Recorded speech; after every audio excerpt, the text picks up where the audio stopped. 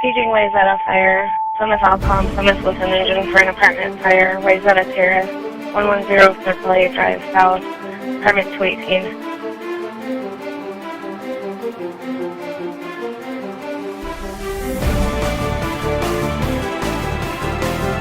Repeating page, Wayzata fire. Alcom, Plymouth with an engine for an apartment fire. Wayzata Terrace, 110 Circle A Drive South, apartment 218. Smoke coming from the outlet.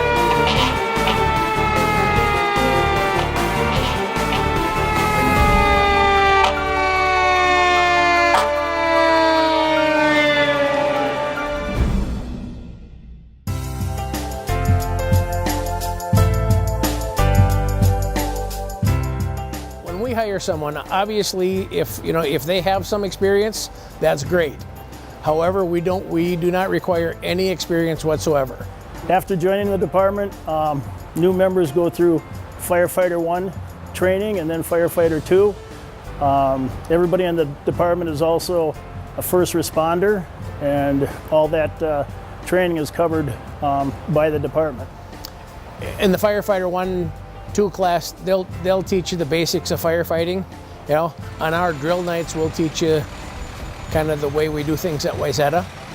Training on doing a car extrication, training on a car fire, training on house fire, training on hazmat. We did a hazmat drill a couple weeks ago on just getting comfortable, identifying material. And all the training is paid for. Yep, there's nothing out of your pocket, some time you have to commit, and I would say do it now. I'm so glad I did it.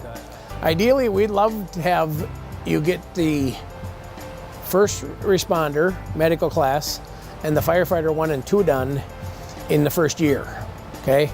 Realistically, a lot of times that doesn't work, mainly because of people's jobs. And they do a great job with all the details, and over the years, Firefighter 1 and 2 was required. That was the first thing. It's a number of hours sequenced over a period of time that's flexible, for people so that they can work and maybe even go to school elsewhere and also pick up on this. So it's not so rigid that you can't fit that into your schedule. So like a new recruit, if he's going to go to a Firefighter 1 class, he would go somewhere for that class. And how long are those classes? And the Firefighter 1-2 class is approximately 100 hours. It seems like a lot of them will be done on a Monday and a Wednesday night. Some will go on a Tuesday and a Thursday night. Okay, and then at the end of the class, they'll take a test. If all goes well, they'll pass and become a certified firefighter. Then, in order to keep their certification up, they need to show up to our drill nights. Because in order for them to keep their certifications, they have to train 24 hours a year for 3 years to keep those.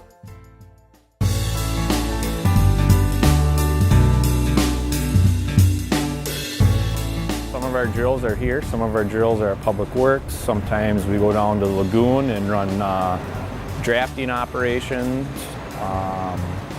It's kind of all over. Sometimes we go to a training tower, a training facility where they do a control burn. All of our stuff, for the most part, are Monday nights. Pretty much every Monday night, every one of your Monday nights is taken, okay? Now that being said, it's usually 3 Monday nights out of the month. But the required stuff, there's usually, on average, 2 drills and 1 business meeting of the required stuff per month. Little things with schooling and learning, but the bulk of it you will learn from just hands-on with working with these guys. You will learn life-saving techniques. You'll have your first responder where you can administer CPR. So you will have some valuable skills and tools that a person learns. And to me, I thought it was, just all, fire and red lights and this and that, and that's just a minimal part. I mean, you learn knots, how to tie knots, basic knots, advanced knots, basically how to throw a ladder. We call it throwing a ladder, but setting an extension ladder. Just all kinds of things. SCBA, putting it on, taking it off. What's your gears for? It will be overwhelming at sometimes, and sometimes it'll be just a ball of fun because you're learning so much. You know, if you pay attention, listen, you're going to learn an awful lot because everybody here is here to teach one another. We all learn from one another. That you know, because it doesn't matter who you are, there's always room to learn.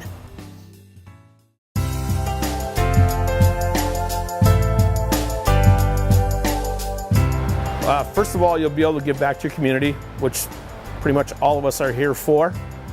We want to do something to help our community and help people. Basically, you'll have 30 friends here, and their wives, and their kids, you know, and their immediate family, because we involve everybody.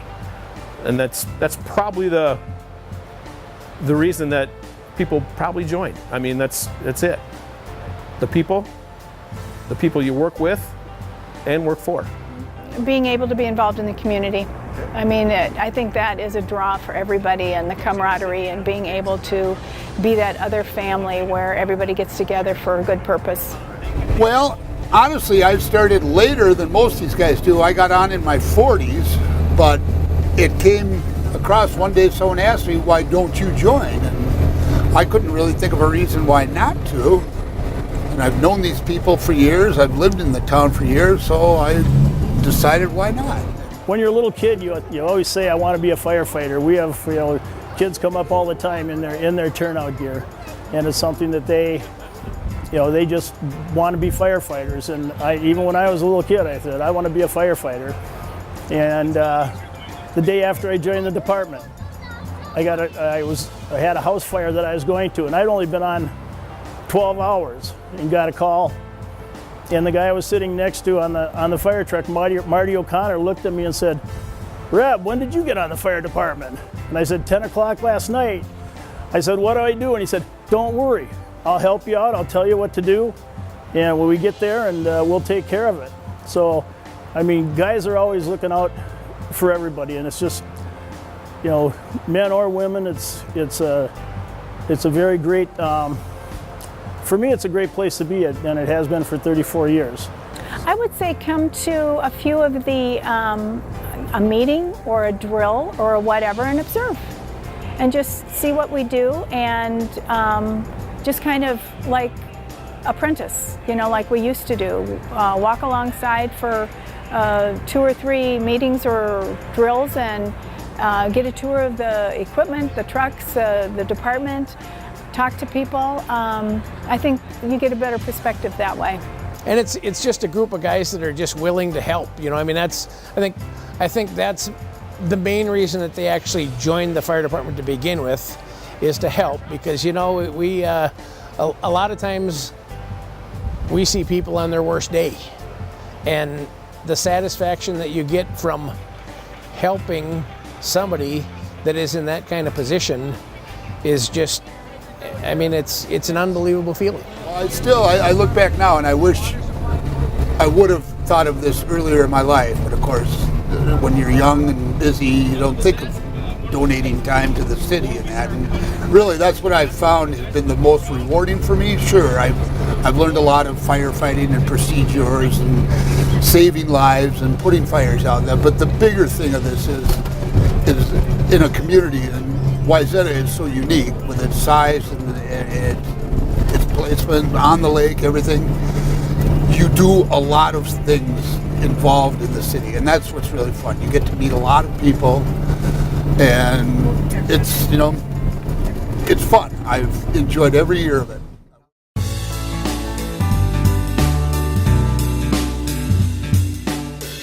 Okay, we get paid. We're a volunteer fire department, but we're also called a paid on-call fire department. So we get paid an hourly wage for whether we actually go out on a fire call or if we get called to the station, and if the call gets canceled, we get paid for as if we're showing up for an hour call. And we get paid twice a year, the first Monday in June and the first Monday in December. You know, most everything that we do, we get paid for. Okay, so we come to a fire call. Everybody gets paid. At this point right now, it's $11.59 an hour. Okay, so the fire calls are paid by the hour. The drill nights Our average drill night is 2 hours, so we pay everybody on those drill nights for 2 hours time. Our business meetings, the average business meeting is about an hour, so we pay everybody for 1 hour's time on a business meeting. At the end of the year, what we're looking for is we want people, the requirements as far as being present is 50% of the drill nights, 50% of the business meetings, and 25% of the fire calls. If you achieve that during the calendar year, then you are eligible for a year of service, and then you're also eligible for retirement pay, of which all comes later on. You have to be, by state law, you have to be 50 years old to take your money, and we have a program where we're vested, at 10 years we're vested 50%, and and then you become 100% fully vested at 20 years.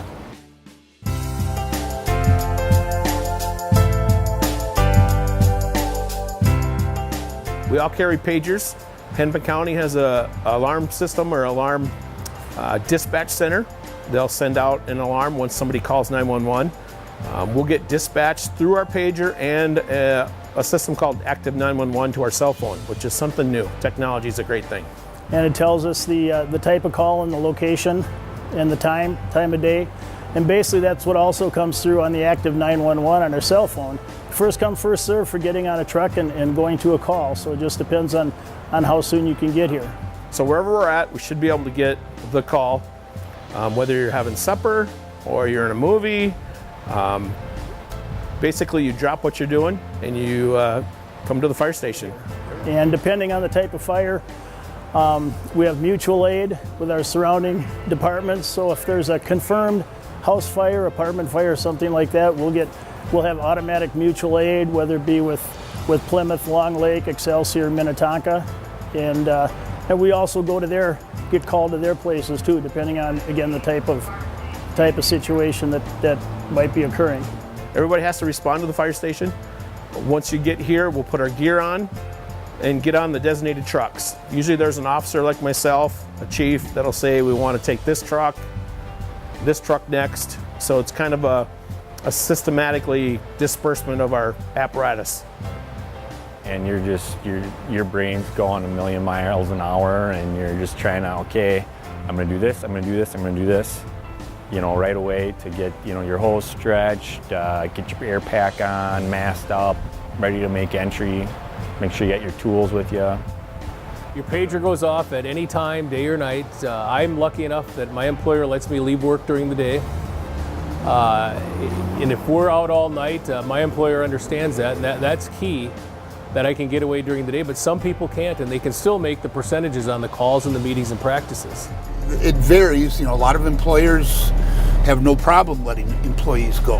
I know of some people that can't. I mean, the type of job where you need to be there and you cannot leave. So that's something that a person should probably discuss with their employer as far as if they are going to go or expect to. It's, we can't dictate that they can leave their job. We have no say in that.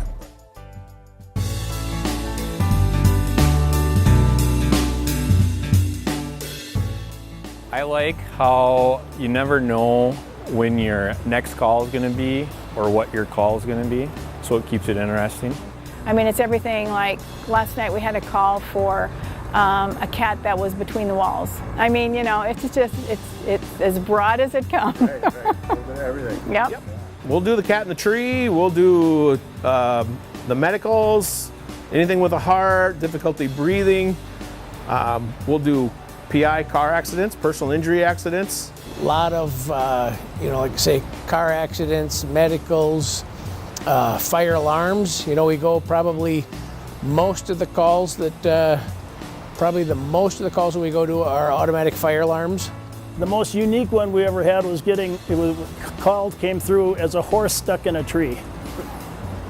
And I didn't make it to the scene, but I was here at the station, but the horse had been on its back and was rolling on its back, and one of its legs flipped up and got caught in the V of a tree. And so the guys went there and had to get the tree pried apart enough so that they could lift and pull the horse out of the being stuck in a tree. So we do get calls on the lake. We have a boat that we go out on, and there could be, most of them are usually emergencies. Someone hurt, or strokes, heart attacks, propeller injuries, you know, you name it, it can happen.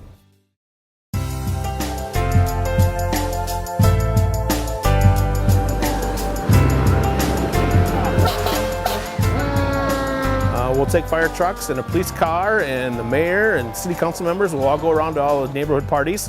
There's a block captain for each neighborhood we visit, and they usually host a party, a barbecue for their surrounding neighbors, so they can meet each other, feel comfortable with their neighbors, help watch their property when they're out of town, just all kinds of things. So, and they can ask questions of us when we show up with a fire truck. And well, we're from the Wayzata Fire Department, and if you guys have a fire, we're going to come put it out for you, all right? That is also fun because you get to see oftentimes the really little kids who want to, you know, tour the trucks and see what's going on, and the excitement in hearing this last time, one woman had been in the neighborhood for 47 years in that same house. Thank you, Andrew. Thank you very much. Have a great evening, you guys. Bye-bye. Well, the Fire Safety Day, we usually have the cops come, we have the ambulance come, we like to put on a demonstration. Sometimes it's a kitchen fire. Last year it was a mock or setup of an extrication where we cut up a car. It's just kind of fun watching the kids run around and have a good time, and there's free food at that. Well, favorite one is the Mini Olympics on the 4th of July. We put on the Mini Olympics at the middle school. It's for kids 12 and under, and we have a softball throw, we have running races, we have a long jump, and for the youngest we have a money find and a sawdust or sand pit, depending on what we have. So that's on the afternoon of July 4th, 12:30 at the middle school. But the 4th of July, we have a party at our house, which is a block off of where the kiddie parade is, and my kids grew up in that parade, and we've always been a participant in it. The fire department actually sponsored it for a couple of years, but it's since turned over to the neighborhood, and it's my favorite one. I'm in charge of the Light Up the Lake Parade, it's called. So we decorate all of our fire trucks in Christmas decorations, LED lights. Santa gets in our tower truck in the bucket, and we light him up like crazy, and we drive down Lake Street and hand out candy canes to the kids and adults, whoever wants one. And we end up at the depot for the lighting of the Christmas tree.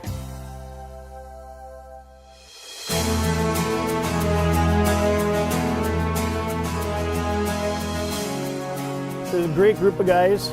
I enjoy being here. You set aside 3 out of 4 or 4 out of 4 Monday nights, you know, for for as long as you're here, you put that aside. So whether you're out of town, or nice break to get out of the house too for a few hours every Monday night, and yeah, I just really enjoy it. Well, and it's fun too, and we always keep commenting when we have, you know, the things like the family picnics and the things we do as a department that is family oriented. It's always fun to watch the kids grow up, and you know, then the kids go off to college. So you really do, you know, grow up as a family. We see to it as a group of firefighters that our spouses and family do get included in things. We have our family picnic, we have an annual boat ride, we have Christmas get-togethers where we have other departments stand by at our department, so nobody has to go on a fire call. It's kind of nice for that 3-hour period, knowing that you don't have to throw on the gear and run. So you become fast friends. You know, storm situations when we have tornado warnings and stuff like that, or extremely cold nights. We sleep here at the fire station. Most people don't know that. We'll put 5 guys in the fire station and then sleep down here, just in case we get a call. We're a tight-knit group. You become fast friends. We help one another, whether if you need a new roof on your house or patio pavers laid, you know, you just put the word out and you'll have 6-8 guys there at a snap of a finger. And the guys here have been great. I mean, they've been supportive. They have been, you know, just like family. There's never been any kind of harassment or making me feel like I can't do something I should be able to do. I mean, we've had a great time. Number one, the reason it's important is because we work as a team. We're you know, I'm the fire chief, but I'm just one of the firefighters. It's just that I have that rank that goes along with it. The camaraderie is a close number 2 in my book to never knowing what you're going to get into as far as what I enjoy about this place. Knowing that I'm going to be able to see my buddies here and we'll be able to work on stuff together, that makes it a lot easier for me to come here on a Monday night. A second family. I mean, the first year I was on, I didn't know too many of the guys by, you know, except for my friends, but you get to know them and they're a family, and it'll always be that way. And you have to instill that trust, because when you are firefighting, it's always a team effort. And, you know, I can't think of one guy on this department that I wouldn't trust going in a burning building with me. They all have trained well, they know what they're doing, and that's the least of my worries. And to me, that's a very special thing, to know people like that. I remember once going into a basement that you couldn't see, and the two guys behind me I'd known for 10 years at least at that point in time, and I'm on the nozzle, and we're going down, and, you know, I yelled, slow down, because I didn't want to go into this thing not understanding what I was going into. But both of them got it. They both got off of it, and we got to the bottom of the stairs and found a small fire, but it filled the basement. You can't see. You can't see, and these guys, everybody knew. Everybody gets it. And I would go into that same place with anybody on this fire department.